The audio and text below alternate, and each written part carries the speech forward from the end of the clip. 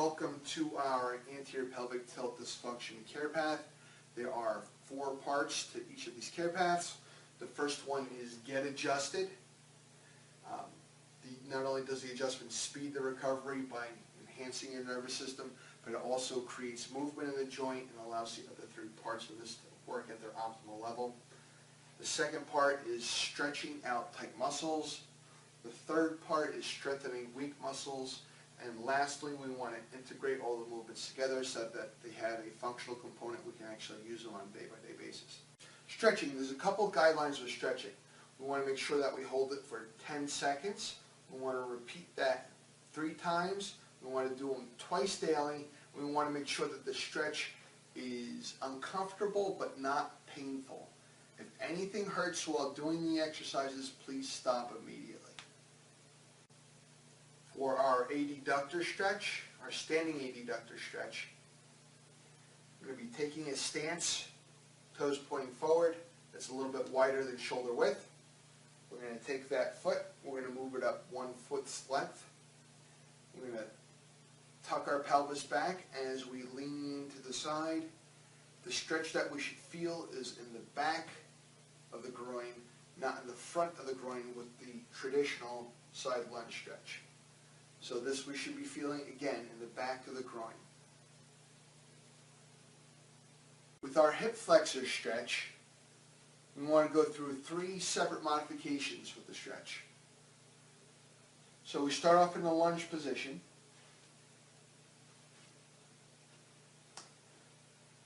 The knee always stays in back of the toe with the rear toe pointed with the first modification.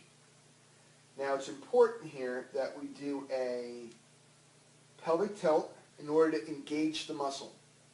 A lot of people, what they'll do is drift forward like this. I don't want you doing that. I want you to be straight up and down, pelvic tilt under, feel the stretch right in the front. Second modification, up on the toe in the back, pelvic tilt under, feel the stretch down the entire thigh, all the way to the knee. Third modification, point the toe in the back, bring the toe over and back of the other foot about 30 degrees on an angle. As you pelvic tilt again, you feel it here on the outside.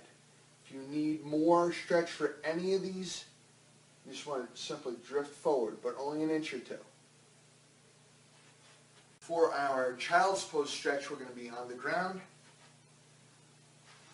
reaching out as far as we can in front of us while pushing our bodies backwards, feeling a stretch on our lower back and latissimus muscles. We can bring our hands to the middle to get a further stretch and then walk them over to the side to focus on stretching one side rather than the other.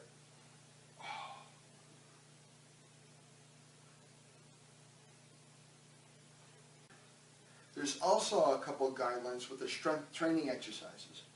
First one, the body part needs to be moving at a cadence of 2-2-4. That's 2 seconds exertion, a 2-second hold at the top, and a 4-second release.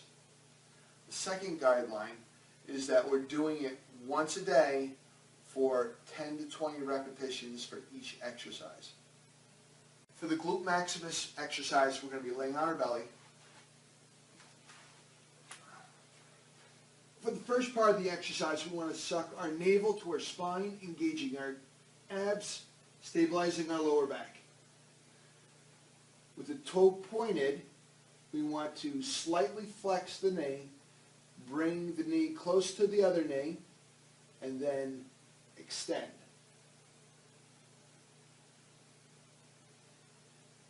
When we overextend, this is where we start feeling it in our lower back.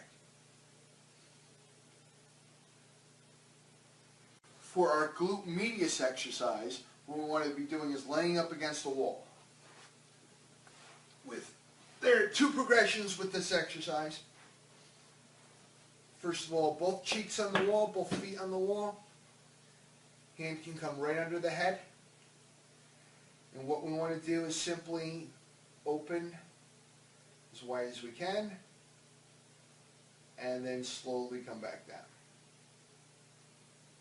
When you can reach 20 reps without any effort, then we're going to move to the straight leg modification.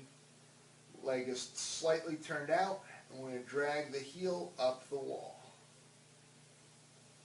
and back down.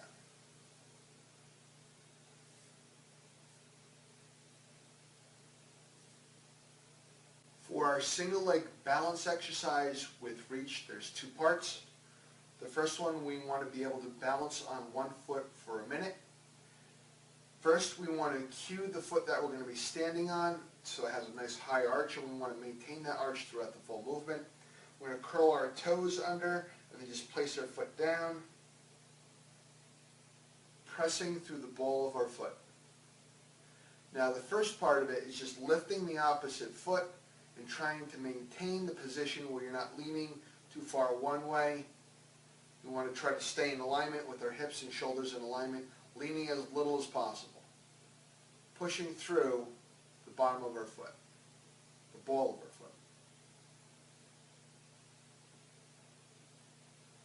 Once we have this position down and we can hold it for a full minute, then we can move into a clock face exercise where we're cueing our foot to maintain that arch, pushing through the ball, and then taking our toe and touching to 12 o'clock, and 11 o'clock, and 10 o'clock, and 9 o'clock, and so on and so forth throughout the whole half of the clock. So from 12 o'clock to 6 o'clock, and then the same thing on the other side from 12 o'clock to 6 o'clock.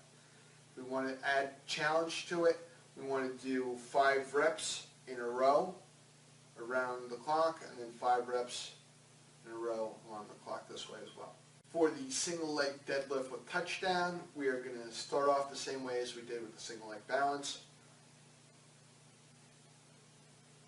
Cueing the arch in our foot, pushing through the ball of our foot, and simply with the opposite hand, we're going to touch the foot that is down.